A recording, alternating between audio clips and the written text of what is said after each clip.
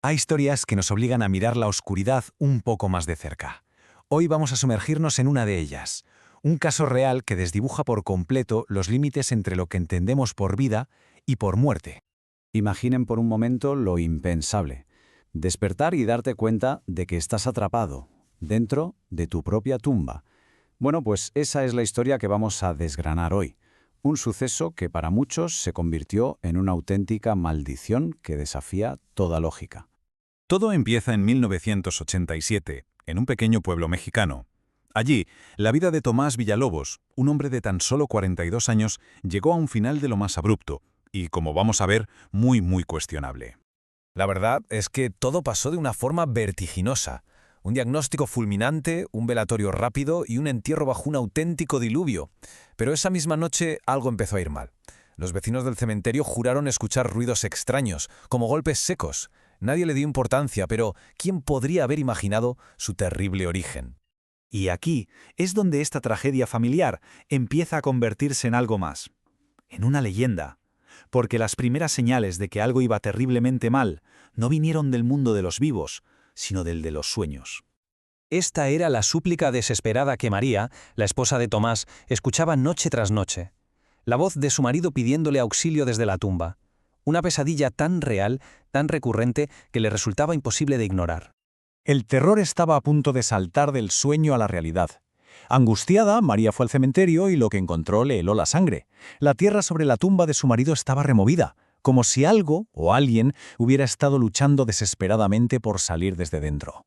Imagínense la situación. María, desesperada, intentando convencer a todo el mundo de lo que había soñado y visto. A pesar de las burlas y de que la tomaran por loca, su insistencia fue tal que consiguió lo impensable, que las autoridades dieran el permiso para abrir el ataúd. El momento llegó. Familiares, vecinos, autoridades, todos reunidos alrededor de la tumba. Y al levantar la pesada tapa del féretro, nadie pudo articular ni una sola palabra. El horror los dejó completamente mudos. Y es que el motivo de ese silencio sepulcral era evidente. La prueba era aterradora, inequívoca. Las yemas de los dedos de Tomás estaban destrozadas y ensangrentadas. El interior de la tapa del ataúd lleno de arañazos. Y sus ojos estaban abiertos de par en par. Tomás había despertado. Aquí es donde la historia se parte en dos. Por un lado, el médico local, intentando dar una explicación científica, hablaba de espasmos post-mortem, de reacciones del cuerpo. Pero por otro lado, la autopsia fue demoledora. La causa oficial de la muerte de Tomás Villalobos fue asfixia. Murió dentro del ataúd, probablemente víctima de un estado cataléptico que lo hizo parecer muerto. Lo habían enterrado vivo. Esta historia ya es terrible de por sí, ¿verdad? Pues agarraos, porque el horror no terminó ahí. Pronto se descubrió que el caso de Tomás no era el único, y una antigua leyenda del pueblo empezó a cobrar una fuerza renovada. Poco a poco salieron a la luz otros 3 casos. ¡3! 3 tumbas más en ese mismo cementerio que presentaban las mismas señales.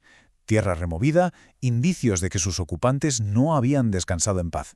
Estaba claro que se estaba dibujando un patrón de lo más inquietante. Para los más ancianos del lugar, la explicación no estaba en la medicina, sino en la propia tierra. Contaban que el cementerio se había levantado sobre las ruinas de un hospital de cólera del siglo XIX. Una época de pánico, de epidemias, en la que se enterraba la gente a toda prisa para evitar contagios. Y según esa leyenda, las almas de los que fueron enterrados vivos quedaron atrapadas allí, en el Camposanto, condenadas a repetir su terrible muerte, a revivir la asfixia y el pánico, una y otra vez, cada luna llena. Saltamos ahora a 1992. Han pasado 5 años. La leyenda del cementerio ha crecido tanto que atrae a un equipo de periodistas de investigación decididos a encontrar una prueba real, una prueba definitiva de que algo paranormal estaba ocurriendo.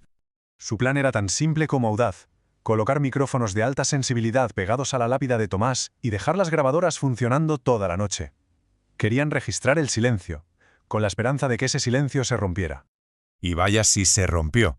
Al revisar las 7 horas de audio, encontraron una anomalía, justo a las 3:12 de la madrugada, la que muchos llaman la hora muerta o la hora del diablo. Lo primero que escucharon, casi imperceptible, fue el sonido inconfundible de una respiración. Lenta, muy dificultosa, como si a alguien le costara muchísimo coger aire, pero era, sin duda, una respiración. y justo después de esa respiración agónica captaron algo más, un susurro, una voz débil, casi inaudible, que parecía decir: «Ya es hora de salir». Una frase que, como se pueden imaginar, les heló la sangre a todos. El hallazgo fue tan brutal, tan impactante, que el equipo de periodistas canceló el reportaje al instante. La cinta original desapareció misteriosamente, nunca se llegó a publicar. Lo único que ha trascendido de aquello es el nombre que le pusieron al archivo de audio. No murió. Esta historia nos deja con una pregunta que toca uno de nuestros miedos más profundos, más primarios. No el miedo a morir, sino a despertar en una oscuridad total, en una muerte que nadie puede oír, de la que es imposible escapar. Como demuestra el caso de Tomás Villalobos, hay relatos que ni siquiera la Tierra puede enterrar del todo. Para descubrir más misterios que desafían nuestra comprensión, no olvides seguir a Curiosapencia, porque siempre hay otra sombra que explorar.